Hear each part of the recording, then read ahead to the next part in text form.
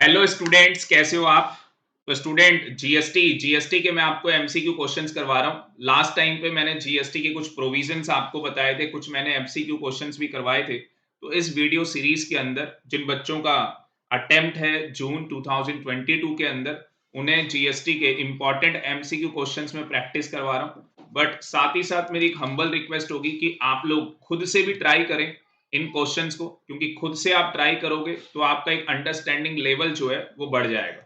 ठीक है, तो स्टार्ट करते हैं। इस सेशन के अंदर मैं 30 एमसीक्यू क्वेश्चन करवाऊंगा। टोटल यहाँ पे इस फाइल के अंदर 80 टू 85 जीएसटी के एमसीक्यू क्वेश्चंस दिए हैं। और कस्टम के स्टूडेंट वो सारे एमसीक्यू क्वेश्चन कर लेना जो मैंने आपको हैंड आउट दिया था, क्योंकि उससे बाहर आने नहीं वाला। और ये अगर आप सारे क्वेश्चंस कर लेते हो तो आपकी जीएसटी की अच्छी खासी प्रैक्टिस हो जाएगी। तो यहाँ पे कुछ प्रोविजंस भी मैं आपके साथ इंपॉर्टेंट शेयर करूंगा।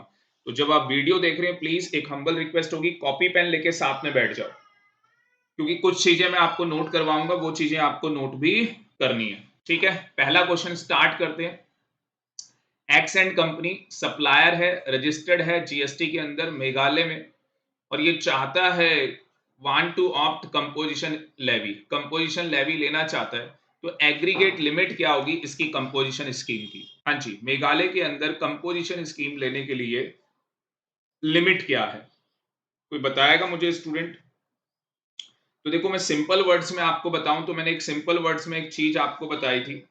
मैंने सिंपल वर्ड्स के अंदर आपको बताया था, अगर आप लोगों को याद हो, किसी बच्चे को प्रोविजन याद आ रहा हो, तो मैंने क्या बताया था भाई सिंपल वर्ड्स के अंदर,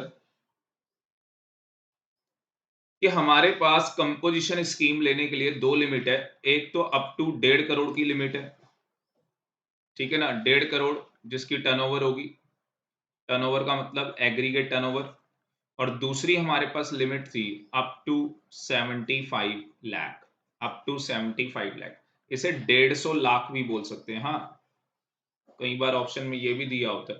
तो देखो, आपको कुछ नहीं करना, ये 75 लाख कैसे याद रहेगा, मैंने आपको बताया था 75 लाख कैसे याद रहेगा। नागमणि तेरा पूरा मजा, नागमणि नागालैंड, मणिपुर त्रिपुरा, मजा मिजोरम।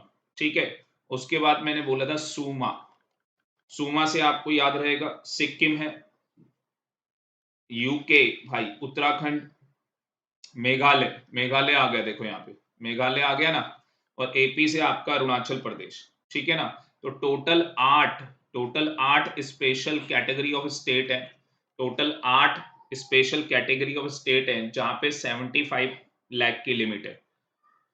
तो स्टूडेंट देखो, यहाँ पे आपका बेनिफिट क्या हो गया, मैंने कंपोजिशन लेवी के अंदर, कंपोजिशन स्कीम के अंदर जो थ्रेशोल्ड लिमिट है वो आपको बता दी। बट मैं चाहूंगा कि पूरा चैप्टर कंपोजिशन स्कीम का आप बहुत जबरदस्त तरीके से करें। मैंने फॉर्म्स भी बता रखे हैं आपको इंपॉर्टेंट, टाइम पीरियड भी इंपॉर्टेंट है, वहां पे कई जगह टाइम पीरियड का यूज हुआ है।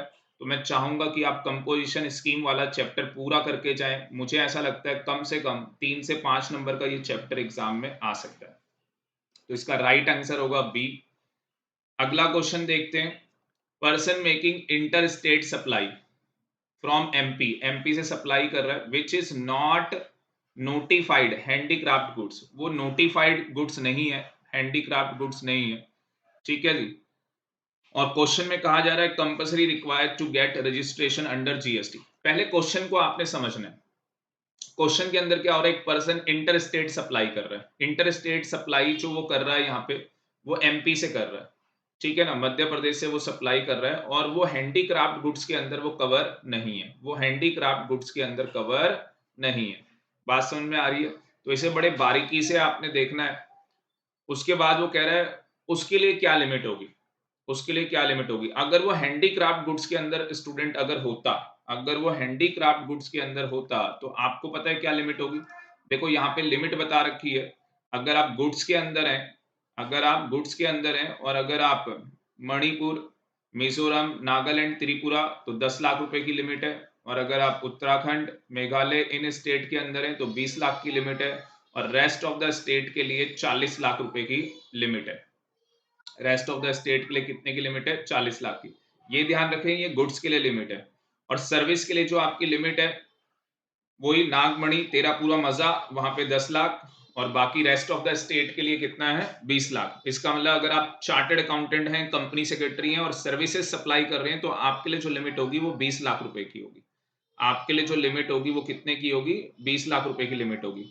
स्टूडेंट मैं आपको बता दूं गवर्नमेंट ने नोटिफाइड किया था जो लोग हैंडीक्राफ्ट गुड्स के अंदर हैं उन लोगों को एग्जम्प्ट किया था कि उन लोगों को कोई रजिस्ट्रेशन नहीं कराना है, बट यहाँ पे बोला गया कि वो हैंडीक्राफ्ट गुड्स के अंदर जो नोटिफाइड गुड्स है हैंडीक्राफ्ट उसके अंदर वो कवर नहीं है, ठीक है ना। और उस केस के अंदर अगर वो इंटर स्टेट सप्लाई करता है तो इसके अंदर देखो लिमिट वाला तो आंसर आएगा ही नहीं, क्योंकि इंटर स्टेट जब हम लोग सप्लाई करते हैं तो उसके अंदर सेक्शन 24 लगता है, आपको कंपलसरी रजिस्ट्रेशन कराना पड़ता है। आपको क्या करना होता है कंपलसरी रजिस्ट्रेशन। तो मैं चाहूंगा सारे बच्चों से सेक्शन 22 और 24 बहुत जबरदस्त तरीके से कर लो भाई। 110% सेक्शन 22 से और 24 से क्वेश्चन आएगा ही आएगा, ठीक है। अभी स्टूडेंट आपको पता होगा 12th क्लास का अकाउंटेंसी का पेपर हुआ, मैंने बच्चों को इंपॉर्टेंट क्वेश्चंस बताए थे और इस बार पेपर भी लड्डू और लॉलीपॉप आया, बहुत आसान पेपर आया। पर मजे की बात यह है कि जो मैंने बच्चों को क्वेश्चंस बताए थे डिट्टो उसी तरीके से क्वेश्चंस कॉपी पेस्ट क्वेश्चंस आए। मैं ये नहीं कहूंगा कि सिमिलर क्वेश्चंस आए, बट जैसे मैं आपको यहाँ पे क्वेश्चन करवा रहा हूँ तो ये क्वेश्चन क्या है सेक्शन 24 से रिलेटेड है, हो सकता है कि 24 से रिलेटेड और कोई क्वेश्चन आ जाए। तो यहाँ पे जो मैं आपको इंपॉर्टेंट सेक्शन बता रहा हूँ उससे रिलेटेड आपके एग्जाम में 110% आएगा। तो मैं चाहूंगा कंपोजिशन वाला और ये रजिस्ट्रेशन वाला चैप्टर आपको छोड़ना ही नहीं है भाई। कम से कम 3 से 4 नंबर का आपको 110% एग्जाम में देखने को मिलेगा। तो यहाँ पे थ्रेशोल्ड लिमिट वाले तो आंसर होंगे ही नहीं। उसके बाद in respective of aggregate turnover in a financial year, ये आंसर भी हो सकता है। एक ऑप्शन और पढ़ते हैं, इंटर स्टेट सप्लाई की जा रही है टैक्सेबल गुड्स। अब देखो यहाँ पे गुड्स की बात हो रही है तो क्वेश्चन में गुड्स लिखा था बट वो हैंडीक्राफ्ट गुड्स के अंदर नहीं था, नोटिफाइड गुड्स के अंदर नहीं था। तो हम यहाँ पे गुड्स एक एजम्पशन ले लेंगे और यहाँ पे बेस्ट आंसर जो होगा irrespective of the amount of aggregate turnover in a financial year. तो डी हमारा ज्यादा अप्रोप्रिएट आंसर है तो इसलिए हम लोग डी के साथ जाएंगे, ठीक है। चलो जी आगे चलते हैं। थर्ड क्वेश्चन स्टूडेंट बहुत ही ज्यादा इंपॉर्टेंट है क्योंकि यहाँ पे क्या बोला गया which of the following supply of service are exempt, ऐसी कौन सी सप्लाई ऑफ सर्विस है जो जीएसटी से यहाँ पे एग्जम्प्ट है। तो अगर मैं बात करूं एग्रीकल्चर प्रोड्यूस की टेस्टिंग कराना एग्जम्प्ट है, supply of farm labour exempt है, और जो एग्रीकल्चर प्रोड्यूस हम वेयर हाउस में स्टोर करके रखते हैं वो भी एग्जम्प्ट है। तो इसको आप लर्न कर लो, ठीक है।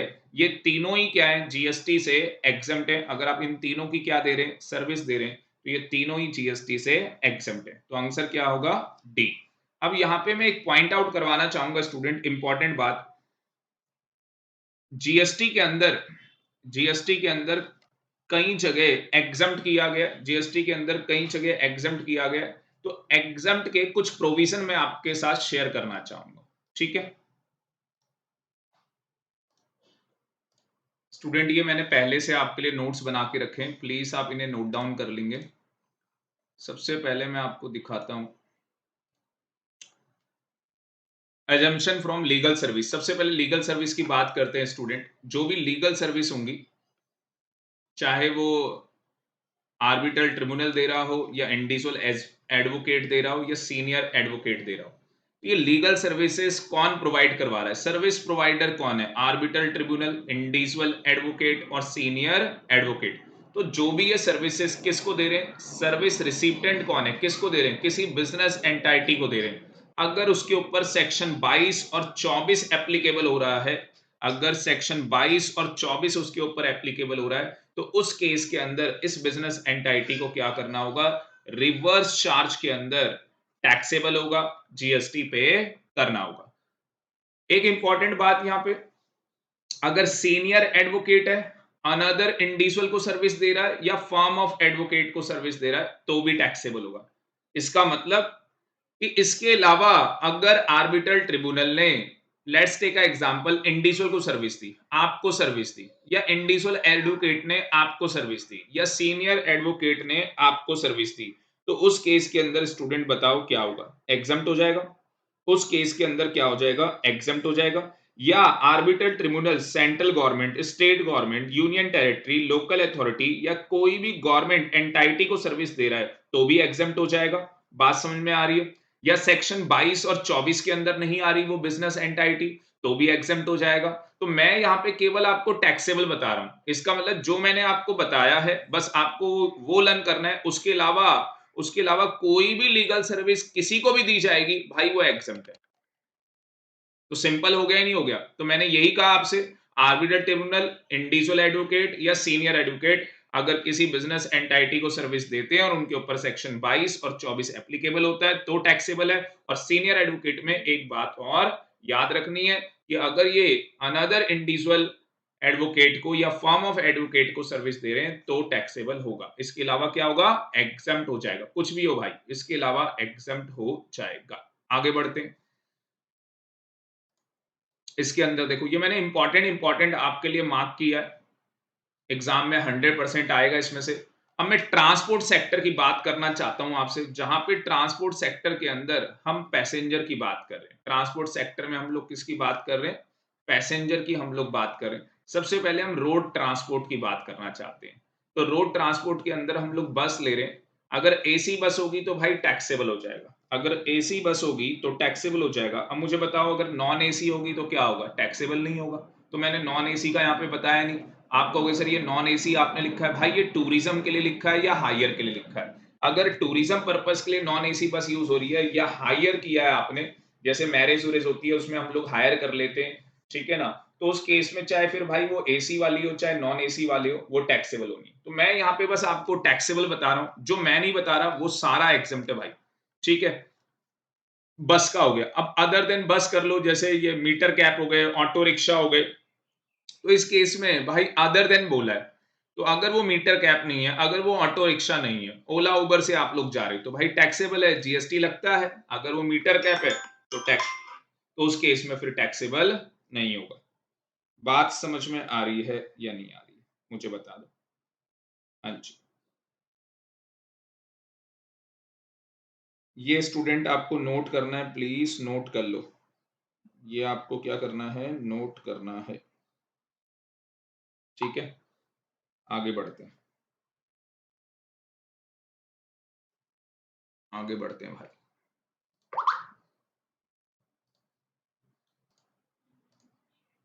चलो जी आगे देखो, नेक्स्ट है हमारे पास रेलवे वाला। भाई रेलवे के अंदर बहुत आसान है, रेलवे के अंदर बहुत आसान है। रेलवे में क्या है भाई?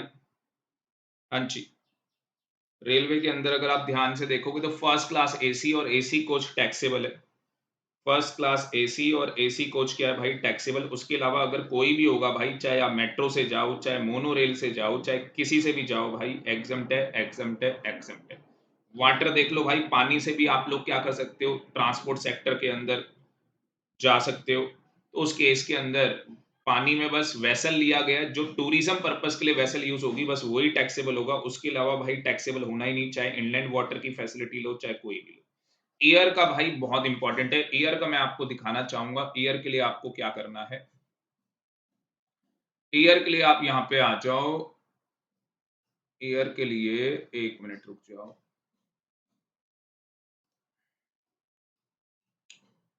एयर का मैं आपको अभी दिखाता हूं। एयर के केस में आपको क्या करना है?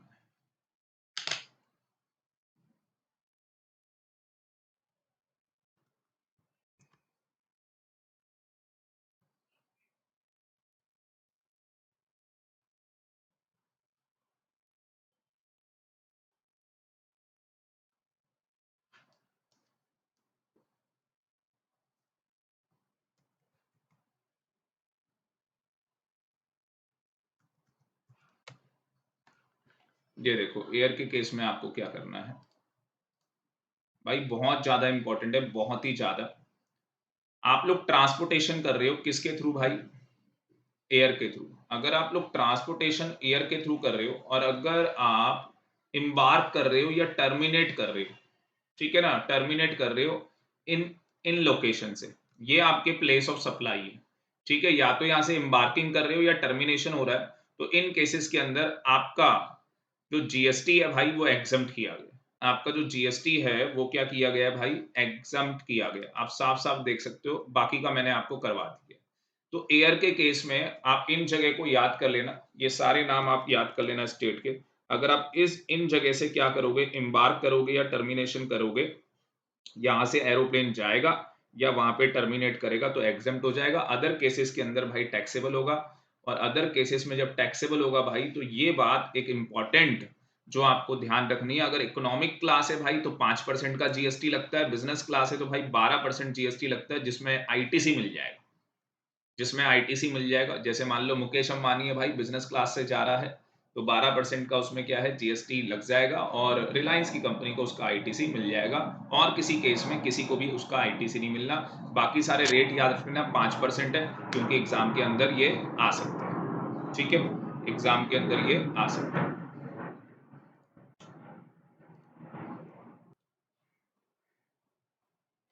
नेक्स्ट आप एक चैरिटेबल और रिलीजियस एक्टिविटीज के अंदर देख लो कहां पे आपका टैक्सेबल होगा। बस चैरिटेबल और रिलीजियस के अंदर कहां पे आपका टैक्सेबल होगा, बस आप ये देख लो भाई।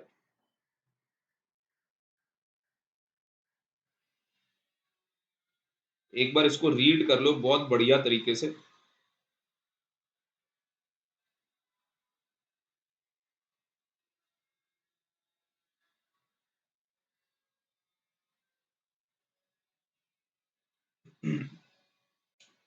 देखो चैरिटेबल और रिलीजियस के अंदर क्या बोला गया है, अगर आप ध्यान से देखोगे यहाँ पे, अगर हम लोग रेंटिंग में अगर हम लोग रेंटिंग में क्या कर रहे हैं भाई, रूम्स दे रहे हैं, हम लोग रेंट पे क्या कर रहे हैं, रूम्स दे रहे हैं। आपको भी पता है कि जहाँ पे भी मंदिर है, मस्जिद है, गुरुद्वारा है, हम लोग जाते हैं, माता वैष्णो देवी हम लोग जाते हैं, तो रेंट पे हम लोग रूम लेते हैं।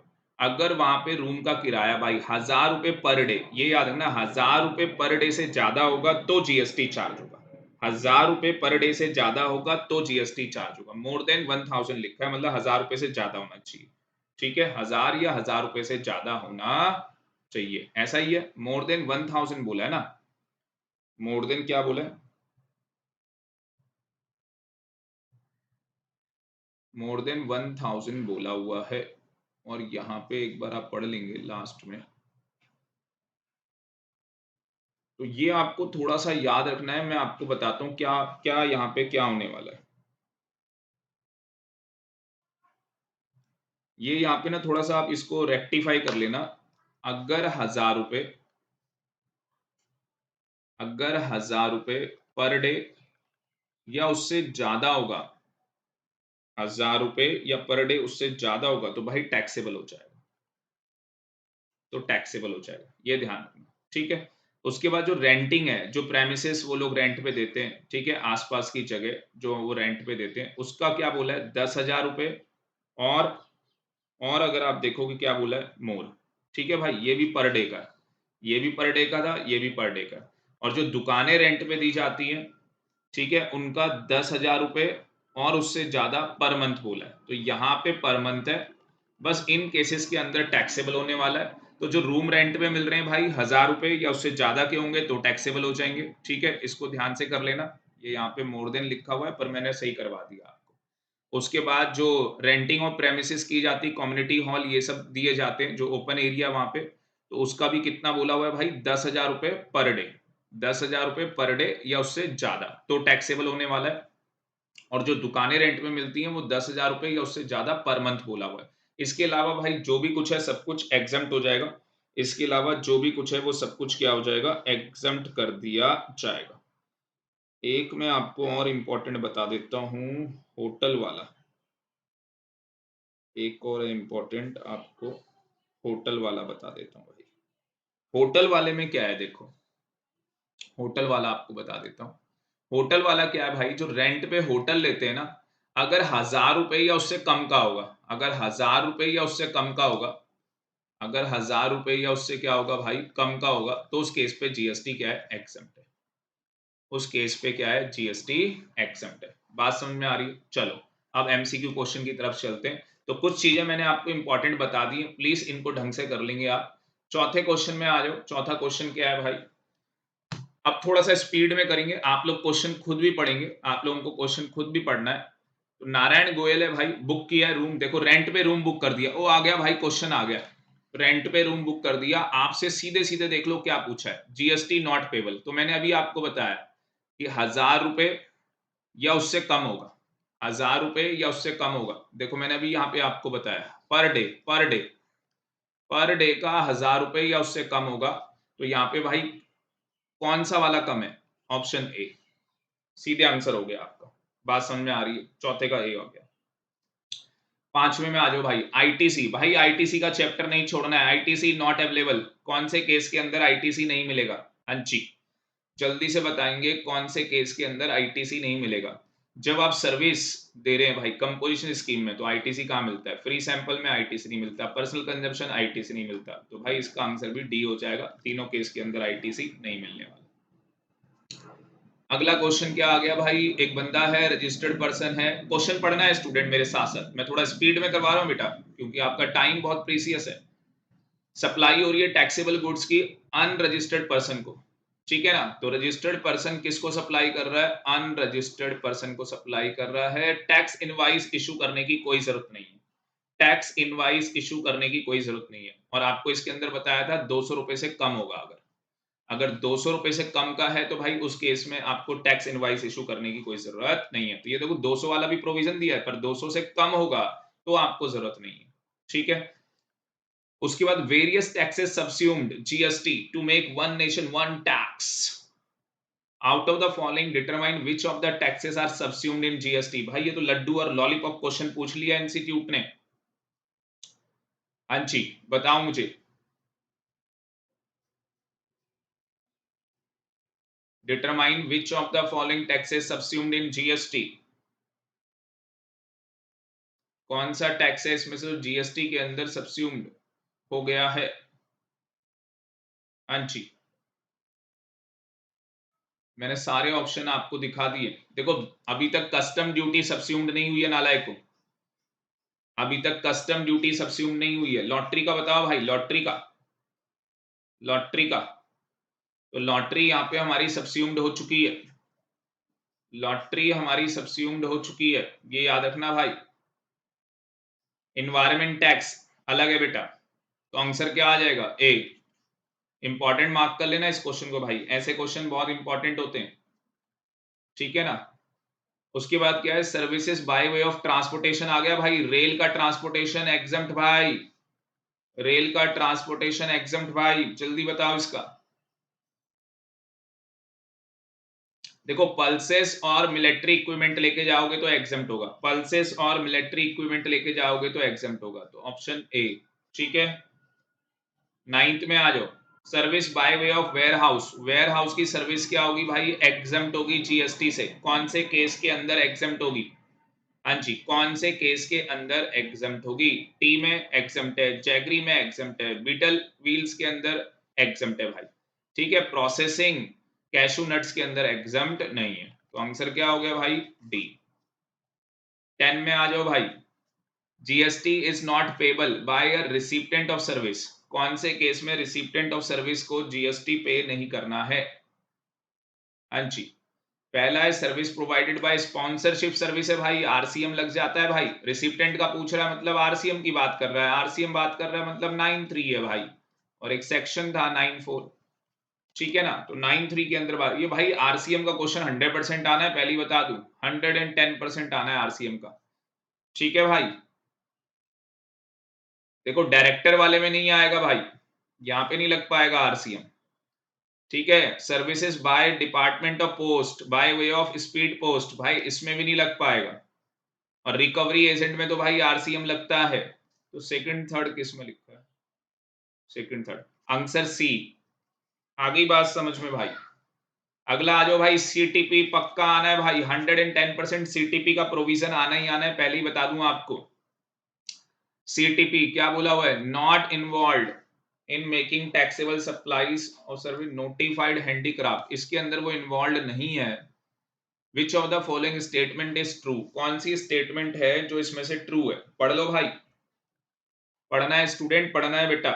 कौन सी स्टेटमेंट है जो इसमें से क्या है? ट्रू है। तो इस केस के अंदर भाई जो हमारा सीटीपी है उसको कंपलसरी क्या लेना पड़ेगा? रजिस्ट्रेशन लेना पड़ेगा, यस और no, irrespective of threshold limit. Threshold limit तो भाई चेक करेंगे ही नहीं उसकी। 12th क्वेश्चन में आ जाओ, registration certificate granted to NRTP, भाई एनआरटीपी का भी क्वेश्चन आना ही आना है, चाहे कुछ हो जाए। तो क्या बोला है, RC granted to NRTP, RC grant होती है एनआरटीपी को, इज वैलिड, कितने टाइम के लिए वैलिड होती है भाई, ये तो लड्डू क्वेश्चन है भाई, 90 डेज के लिए, क्लास में भी बताया हुआ है आपको, ठीक है ना। बाकी एनआरटीपी इंपॉर्टेंट है, मैंने बता दिया आपको। 13 question, which of the following activities shall be treated neither, ना ही ये सप्लाई ऑफ गुड्स है ना ही ये सर्विस है भाई। चलो जी बताओ जी, कौन सा इसमें से, ना वो सप्लाई और सर्विस है, जो शेड्यूल भाई कहानी खत्म ना, जो शेड्यूल कहाँ आएगा 3 के अंदर, यस और नो, ना उसे सप्लाई ऑफ गुड्स मानते ना उसे सप्लाई ऑफ सर्विस मानते हैं, वो out of the scope of supply होता है। ये तो भाई पहला हमारा शेड्यूल 1 का पहला आइटम दिया हुआ है, तो ये तो सप्लाई के अंदर आता है, ठीक है। उसके बाद भाई इंटेलेक्चुअल प्रॉपर्टी राइट, ये भी सप्लाई के अंदर आता है। डिसीज वाला देखो शेड्यूल 3 के अंदर आता है भाई, तो एक तो ये हो गया। एम्प्लॉय दे रहा है एम्प्लॉयर को सर्विस, सैलरी मिल रही है भाई, तो सैलरी मिल रही है तो जीएसटी थोड़ी ना आता है, तो इसका आंसर क्या हो जाएगा भाई, डी। ये आपका लेजर का आ गया भाई, इलेक्ट्रॉनिक क्रेडिट लेजर, तो आपका जो पेमेंट ऑफ टैक्स का चैप्टर है, पेमेंट ऑफ टैक्स का भाई, ये भी बहुत जबरदस्त तरीके से करना है, 110%। Electronic cash ledger, electronic liability ledger, electronic credit ledger, इनमें से क्वेश्चन आना ही आना है, तो इस क्वेश्चन का जवाब बताएं मुझे भाई। Electronic credit ledger utilize payment, किसके लिए पेमेंट यूटिलाइज कर सकते हैं, इसके लिए, बाकी ये तो भाई कैश लेजर से होते हैं, इलेक्ट्रॉनिक कैश लेजर से पेमेंट होती है इनकी, साथ के साथ रिवीजन हो रही है आपकी। 15 क्वेश्चन क्या बोला है भाई, एग्रीगेट टर्नओवर बताओ, कैलकुलेट करते हैं जब रजिस्ट्रेशन के लिए, एग्रीगेट टर्नओवर जब रजिस्ट्रेशन के लिए कैलकुलेट करते हैं, तो ये तो स्टूडेंट आपको पढ़ना पड़ेगा, एक एक पॉइंट आपको ढंग से पढ़ना पड़ेगा। ऑल टैक्सेबल सप्लाईज एक्सक्लूडिंग, जितना ढंग से आप पढ़ोगे उतने अच्छे तरीके से आपको पता लगेगा। एग्रीगेट टर्नओवर के अंदर भाई सब जोड़ देते हैं हम लोग, सब जोड़ देते हैं भाई, तो इसका बेस्ट आंसर है डी भाई, ठीक है ना। ए भी इसका आंसर हो सकता था, पर ए और डी में देखो बहुत चेंजेस हैं भाई, तो बेस्ट आंसर है डी इसका, all taxable supply excluding, reverse charge वाला एक्सक्लूड हो जाएगा, एग्जम्प्ट वाला ऐड हो जाएगा भाई, इंटर वाला ऐड हो जाएगा, एक्सपोर्ट वाला ऐड हो जाएगा, और ये जीएसटी वाला एक्सक्लूड होगा। देखो ये पहले पॉइंट में ए में ये लिखा नहीं था, तो आप लोग कितने आराम से और कितने कंसंट्रेशन, आपका क्या लेवल है, किस लेवल पे आप क्वेश्चन पढ़ रहे हैं, वो भी इंपॉर्टेंट रहेगा एग्जाम में, तो क्वेश्चन को बड़े ध्यान से पढ़ना है। Within how many days आपको अप्लाई करना है भाई रजिस्ट्रेशन के लिए, लड्डू क्वेश्चन है अगेन, 30 डेज में अप्लाई करना होता है, यस और नो, देख लो भाई इतनी स्पीड में क्वेश्चन होनी चाहिए। 17 क्या है भाई, एक एसोसिएशन है, एप्लीकेशन लगा दी कैंसिलेशन ऑफ जीएसटी रजिस्ट्रेशन के लिए, March due closure of business, an application of cancellation of GST registration is approved, 4 सितंबर को एप्लीकेशन क्या हुई है, अप्रूव्ड हुई है। पीओ ने जो ऑर्डर पास किया है वो 14 सितंबर को, 14 सितंबर को क्या है, पीओ ने क्या किया है भाई, ऑर्डर पास किया है, तो इसके 3 महीने के अंदर अंदर, इसके 3 महीने के अंदर अंदर स्टूडेंट हमें क्या कर देना है भाई, हमें अपनी फाइनल रिटर्न फाइल कर देनी है, तो 3 महीने कहाँ खत्म हो रहे, सितंबर अक्टूबर नवंबर दिसंबर, तो 14 दिसंबर से पहले पहले हमें क्या करना है भाई, फाइनल रिटर्न अपनी फाइल कर देनी है, तो आंसर इज डी। ये याद रखना, जहां से पीओ क्या करेगा, अपना ऑर्डर पास करेगा। 18 में आ जाओ भाई, 18 में 3 ब्रांचें भाई, जलंधर, अमृतसर, लुधियाना, क्या बात है भाई, पंजाब के अंदर ही आती हैं तीनों, ये तीनों हमारी पंजाब के अंदर की सिटी है भाई। अमृतसर और लुधियाना में हम इंगेज हैं गारमेंट के बिजनेस में, और जलंधर में बनाते हैं जूते। चलो भाई ये बताओ लीगली कौन सा, रजिस्ट्रेशन के लिए कौन सा आंसर इसका सही रहेगा, रजिस्ट्रेशन के लिए कौन सा आंसर इसका सही रहेगा। तो पहले में बोला भाई सिंगल रजिस्ट्रेशन ले ले पूरे पंजाब स्टेट का, बिल्कुल सही है भाई। बाकी बता दे भाई एडिशनल प्लेस ऑफ बिजनेस है, बाकी की 2 ब्रांच है, कहां दिक्कत आ रही है। उसके बाद क्या हो जाएगा भाई, सेपरेट रजिस्ट्रेशन ले ले, हर ब्रांच का, तीनों ब्रांच का सेपरेट रजिस्ट्रेशन ले ले, सही है भाई, कोई दिक्कत नहीं है भाई। Can obtain one registration of shoes business and another GST registration which is common for garments. No no भाई, ये काम नहीं कर सकता, ये काम नहीं कर सकता। आगे बात समझ में, तो आंसर कौन सा होगा भाई? हाँ जी, सी होगा, पहला और दूसरा ऑप्शन ही ठीक था। which is the validity of registration of RC granted for normal taxpayer? भाई कितने टाइम पीरियड के लिए आरसी वैलिड होती है? मैंने कोई टाइम पीरियड ही नहीं बताया आपको, जब तक वो कैंसिलेशन करने नहीं जाएगा। Answer C. अच्छा क्वेश्चन है बट भाई, ठीक है। ये क्या है भाई? 20 वाला देखना भाई, 20 वाला ये मुझे अच्छा क्वेश्चन लग रहा है। Within how many days application of revocation cancellation of registration can be made provided no extension. No extension भाई, सीधी सिंपल सी बात बता दूं, जीएसटी के अंदर 30 डेज वाला टिक करके आ जाना अगर आंसर नहीं आता हो भाई, ठीक है ना। तो 30 days from the date of the service of cancellation order. 21 में आ जाओ भाई। देखो दोबारा कंपोजिशन का आ गया, can registered person under composition scheme collect GST on outward supply from the recipient. ओ भाई कैसा क्वेश्चन पूछ लिया, नहीं कर सकता भाई। आ गई बात समझ में? नहीं कर सकता, लड्डू क्वेश्चन पूछ लेते हैं भाई, सीधे नो देखना था, बाकी सब में यस था। जीटीए वाला भाई 12% में आईटीसी मिलता है भाई, और बाकी इसका 6% भी है ना शायद, ठीक है, उसमें आईटीसी नहीं मिलता भाई। तो ये क्या बोला है, फॉरवर्ड चार्ज तो 12% में होता है। ये भी लड्डू क्वेश्चन है भाई, ऐसे क्वेश्चन पूछ लेते हैं। जीटीए वाला सिंपल सा, सॉरी 5% है, 5%। जीटीए वाला आपको सिंपल से याद रखना है कि फॉरवर्ड चार्ज जो है वो 12% में है और आईटीसी मिल जाता है भाई। बाकी 5% जो स्पेसिफाइड पर्सन है उनके साथ 5% है, और इंडिविजुअल और एचयूएफ के लिए तो एग्जम्प्ट है भाई GTA service. Which of the following services are not exempt from GST? कौन सी सर्विस है इसमें से जो जीएसटी के अंदर एग्जम्प्ट नहीं है? हाँ जी, जीएसटी के अंदर देखो, जो भी सेक्शन 12 ए बी और डबल ए आ जाए भाई एग्जम्प्ट, ठीक है ना, एग्जम्प्ट भाई, exempt. Services provided by the business correspondence भाई एग्जम्प्ट। ब्लड बैंक वाला भाई एग्जम्प्ट। इसमें बोला था नॉट एग्जम्प्ट। कमेंट्री वाली जो सर्विस है भाई, कमेंट्रेटर है ना जो, वो सर्विस एग्जम्प्ट नहीं होगी। बात समझ में आ गई? 24 देख लो भाई, which of the following activities supply of service? इसमें से सप्लाई ऑफ सर्विस कौन सा है भाई? पढ़ो इसको, ऑप्शन ए देखो, ठीक है ना। आपको शेड्यूल 2 भी बहुत जबरदस्त तरीके से करके जाना होगा, क्योंकि उसके अंदर क्लासिफाई किया हुआ है कौन सा सप्लाई ऑफ सर्विस है, कौन सा सप्लाई ऑफ सर्विस नहीं है। तो ये हमारा ऑप्शन ए ही हमारा सप्लाई ऑफ सर्विस है, बाकी सब हमारे गुड्स वाले, बाकी सब हमारे गुड्स वाले। तो इसका आंसर जो है भाई वो ए होगा। ये आ जाओ भाई, ये क्या किया, रामा लिमिटेड ने इंफॉर्मेशन दी है मंथ ऑफ सितंबर। आपको जीएसटी बताना है, जीटीए, अच्छा जीटीए सर्विस है भाई, not paying 12%, not paying 12%। Aggregate turnover में क्या लेंगे भाई? एग्रीगेट टर्नओवर में क्या लेंगे? देखो सारा ऐड कर दोगे ना, चाहे इंटर हो, इंट्रा हो या एक्सपोर्ट हो, सारा ऐड कर दो, बस कहानी खत्म। ठीक है जी, ये सारा ऐड कर दो तो आपके पास कितना आ जाएगा, ये 23, कहानी खत्म।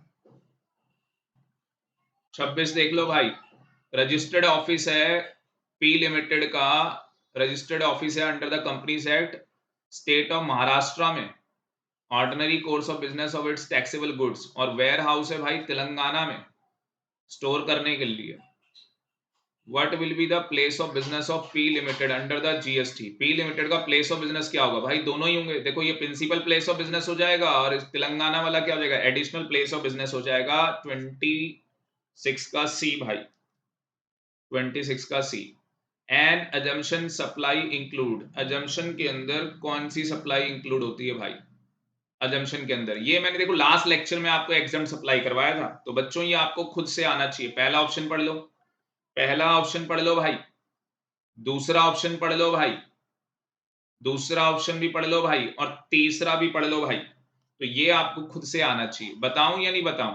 और आपको बताइए जीएसटी के अंदर सेक्शन 11 सी जीएसटी के अंदर और सेक्शन 6 आई जीएसटी के अंदर एग्जम्प्ट करता है भाई supply of goods, supply of service, supply of goods और सर्विस, और बोथ को एग्जम्प्ट करता है। तो आंसर इज डी, सारे ऑप्शन के अंदर आपका एग्जम्प्ट है भाई। Which of the services are exempt from GST? कौन सी सर्विस है जो जीएसटी के अंदर एग्जम्प्ट है भाई? हाँ जी, तो ये वाला क्वेश्चन आप रट्टा मार लो भाई। ये वाला क्वेश्चन आप रट्टा मार लो कि अगर कोई सर्विस आर्टिस्ट वाली है, by performance of local classic art of music dance theatre, consideration अगर 1.5 लाख रुपए से ज्यादा की नहीं है तो एग्जम्प्ट है। बस ये 1.5 लाख रुपए से ज्यादा की नहीं है तो एग्जम्प्ट है, ये याद कर लो। पर इसमें म्यूजिक डांस और थिएटर याद रखना, एमडीटी याद रखना, म्यूजिक डांस थिएटर, ठीक है, ये याद रखना। क्योंकि अगर आप देखोगे इसमें भी दिया था, ठीक है ना, बट ये वाला ऑप्शन नहीं बनेगा, इसमें पेंटिंग आ गया था भाई। आ गई बात समझ में?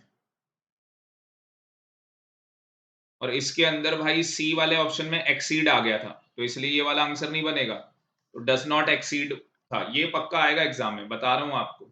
29 देख लो, services by way of admission dash is not exempt from GST, is not exempt from GST. हाँ जी, जो आपकी क्या है, रिकॉग्नाइज स्पोर्ट्स इवेंट की सर्विस है जिसमें एडमिशन टिकट जो है आपका 600 रुपए पर पर्सन है, एडमिशन वाला भाई, एडमिशन वाला। ढंग से पढ़ो जरा एक बार क्वेश्चन में आपको इसका कुछ बता देता हूं।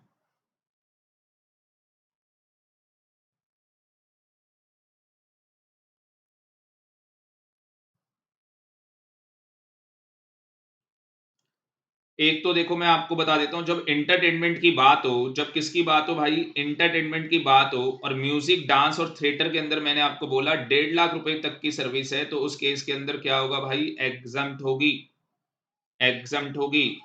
दूसरा, अगर कोई इवेंट है, सर्कस का है, डांस का है, ठीक है, ये बस सुन लो, बस किसी परफॉर्मेंस का है, ठीक है, कोई कॉन्सर्ट होने वाला है, कोई म्यूजिकल परफॉर्मेंस का है, कुछ ऐसा है, तो उसमें कितना है भाई, उसमें है 500 रुपए तक का होता है तो कोई जीएसटी नहीं आता, 500 रुपए तक होता है तो कोई जीएसटी नहीं आता। और जो ये आप जू में जाते हो, ठीक है, यहाँ सब जाते हो, यहाँ कोई लिमिट ही नहीं है भाई, यहाँ पे कोई लिमिट ही नहीं है, ठीक है, यहाँ पे कोई लिमिट है ही नहीं।